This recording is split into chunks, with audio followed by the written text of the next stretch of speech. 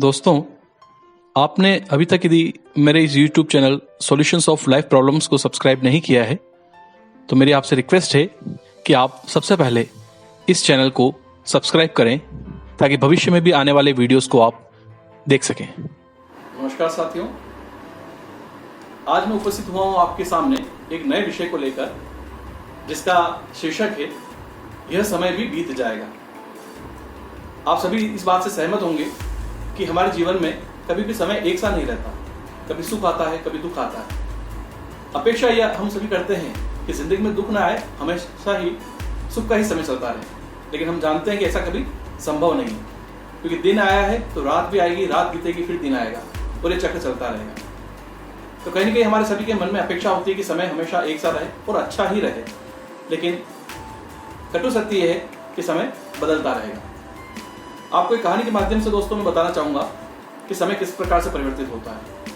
एक राजा ने अपने मंत्री से पूछा कि मुझे कुछ ऐसा उपाय बताओ जिससे मैं सुख में अधिक अहंकार न पालूं या सुखी न महसूस करूं, दुख में मैं निराशा में चला जाऊं, जय पराजय से मैं ज़्यादा प्रभावित ना हूं। तो मंत्री ने कागज पर कुछ लिख कर दिया और कहा कि जब कभी भी राजा आप परेशानी में हो तो इसको पढ़ लेना। राजा ने उसे संभाल के रख लिया कागज को। कुछ समय बाद राजा के पड़ोसी देश के राजा ने उसके राज्य पर आक्रमण किया। राजा जंगल की ओर भागे, उनके सैनिक पीछे रह गए और शत्रु सैनिकों ने राजा के पीछे घेरने की कोशिश की। राजा को लगा अब मेरा अंत निकट है, मैं अकेला पड़ गया हूँ।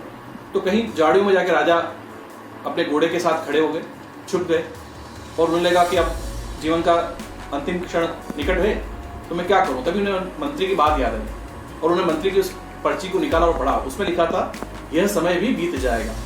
तो राजा शांत मन से उस पर विचार करने लगे।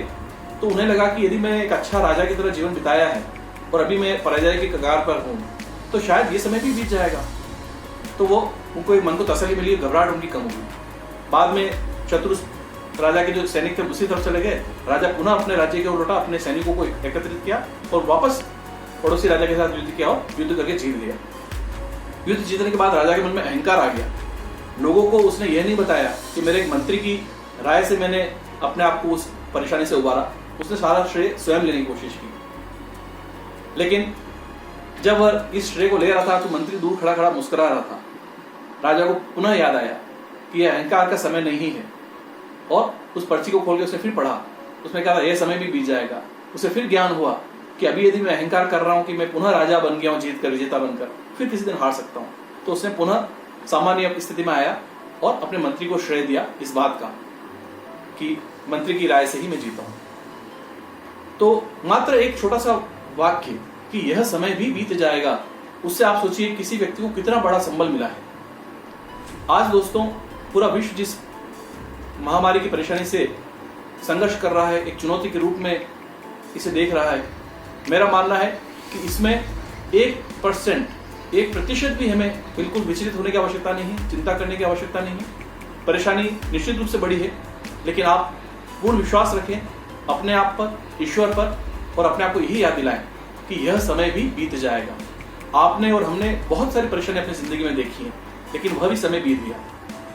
यदि मैं आप लोगों से कहूं कि आप अपनी जिंदगी के किसी घटना को 5 सेकंड का समय लेकर स्मरण करें कि जो बहुत परेशानी का समय था कैसे बीता, तो आप अलग अलग घटनाओं का अपने स्मरण आएगा आप लोगों को जिसमें आपने उस पूरे समय को भी बिताया और वापस एक अच्छे समय की ओर आप वापस आए। लेकिन दोस्तों मैं एक ऐसी समस्या, एक ऐसा संघर्ष का समय आपके सामने कहने जा रहा हूं जिससे आप सभी सहमत होंगे, सभी के लिए वह कॉमन है। और वह समय है एक बच्चे का माँ के गर्भ में 9 महीने का जन्म से पूर्व का समय। आप सोचिए, उस क्षण की कल्पना कीजिए, 9 महीने के लंबे समय में जब बच्चा एक छोटे से स्थान पर अंदर एक तरह से कैद रहता है, किस तरह से उसका पोषण उसकी स्वेच्छा के अनुसार नहीं होता है, वो खुली हवा में सांस नहीं ले सकता है। जब उस स्थिति में भी हर व्यक्ति ने 9 महीने का समय निकाला है, तो आप सोचिए उससे बड़ी परेशानी और कोई नहीं हो सकती। क्योंकि बच्चा भी जब जन्म लेता है तो वह बच्चे के लिए और माँ के लिए, दोनों के लिए ही एक नवीन जीवन माना जाता है। तो इसलिए जिंदगी में कितनी भी बड़ी परेशानी आ जाए दोस्तों, कभी भी निराश मत होना और हमेशा अपने आप को आप यही याद दिलाना कि यह समय भी बीत जाएगा।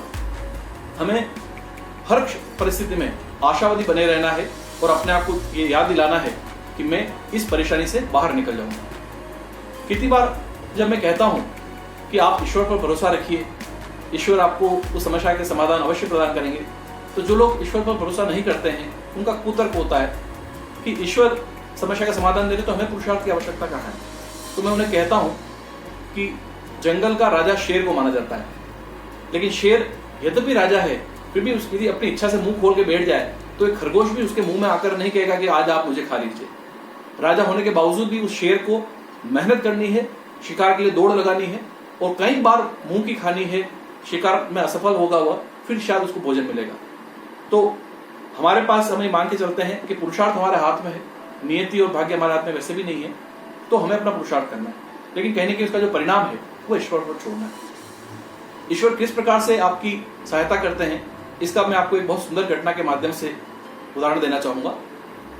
भगवान श्री कृष्ण जब बाल्यावस्था में थे, छोटे थे, माँ यशोदा के साथ आंगन में माखन खा रहे थे, तो अचानक से बेचैन होकर वह अपने घर के आंगन को दौड़ते हुए निकले और मुख्य द्वार की ओर भागे। थोड़ी देर वहां खड़े रहे, फिर निराश होकर वापस धीरे धीरे कदमों से माँ यशोदा के पास आए। तो माँ यशोदा ने पूछा कि कान्हा, तुम्हें माखन इतना प्रिय है, इसे तुम छोड़ते नहीं हो, अभी ऐसी क्या बात हुई कि तुम दौड़ कर गए, वापस कुछ देर रुके, वापस ऐसे निराश होकर आ गए। तो भगवान श्री कृष्ण कहते हैं कि मैया, बाहर किसी भिखारी को गांव के चौक में कुछ लोग पत्थर मार रहे थे, तो उसने मुझे पुकारा कि हे ईश्वर मेरी रक्षा कीजिए। तो मैं उसकी रक्षा के लिए नंगे पांव दौड़ पड़ा, लेकिन जैसे ही मैं गेट पर जाकर देखता हूं तो उस व्यक्ति ने स्वयं पत्थर उठा लिया अपना आत्मरक्षा करने के लिए। तो मुझे लगा कि अब उसको मेरी आवश्यकता नहीं है। यदि समर्पण पूर्ण है तो ईश्वर आपके लिए दौड़ कर आएंगे, लेकिन इसका अर्थ यह भी नहीं है कि हमारे सांसारिक जीवन की जो भी चुनौतियां हैं उसमें हमें प्रयास करने की जरूरत नहीं है। यहाँ कहीं ना कहीं हमें एक साम्य स्थापित करने की आवश्यकता है कि बाहर से हम अपने शरीर से पूरा प्रयास कर रहे हैं, लेकिन मन के अंदर से जो हमारे विचार हैं वो कहीं ना कहीं एक समर्पण भावना से जुड़े हुए होने चाहिए कि जो भी परिणाम होगा वो ईश्वर के हाथ में है। दोस्तों, आप लोगों ने स्थित प्रज्ञ अवस्था के बारे में सुना होगा। जो सिद्ध संत होते हैं वे इस अवस्था में हर क्षण तल्लीन रहते हैं, मग्न रहते हैं।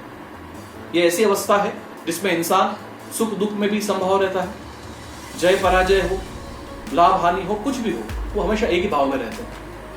तो यदि आप इस चीज का अभ्यास करते हैं कि यह समय भी बीत जाएगा और इसको स्मरण बनाए रखते हैं, तो कहीं ना कहीं जो हमारे मन में भी विचलन आता है कि जब हमारे अनुकूल समय आता है तो हम एकदम से एक्साइटेड हो जाते हैं, उत्तेजित हो जाते हैं, अहंकार में आ जाते हैं, और निराशा के समय हम या असफलता के समय हम निराश हो जाते हैं। तो वहाँ दोनों ही चीज़ों में हम बैलेंस कर पाएंगे, संतुलन बनाए रख सकेंगे जब हम इस विचार को याद रखेंगे।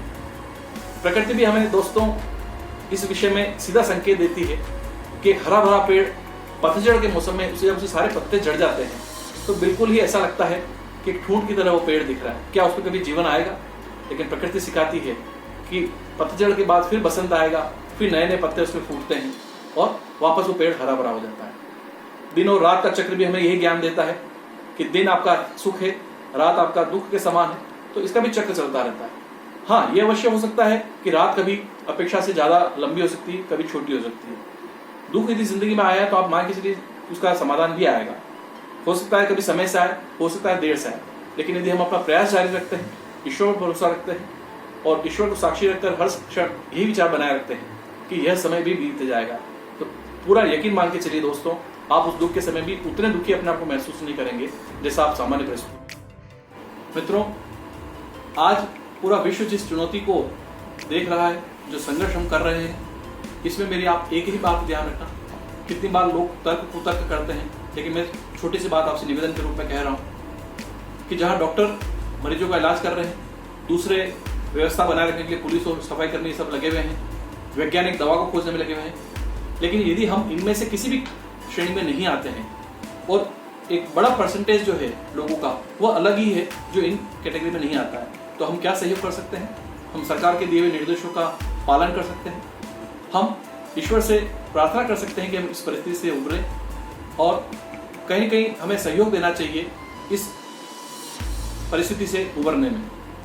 तो आप ये याद रखें कि यह समय भी बीत जाएगा और आपको मेरी बात याद आएगी कुछ समय बाद कि यदि आप ये बात याद रखते हैं कि परेशानी का समय भी बीत जाएगा, तो आप अधिक चिंतित नहीं होंगे इस समय और परेशानी की कोई बात नहीं है। इसका समाधान भी शीघ्र आएगा।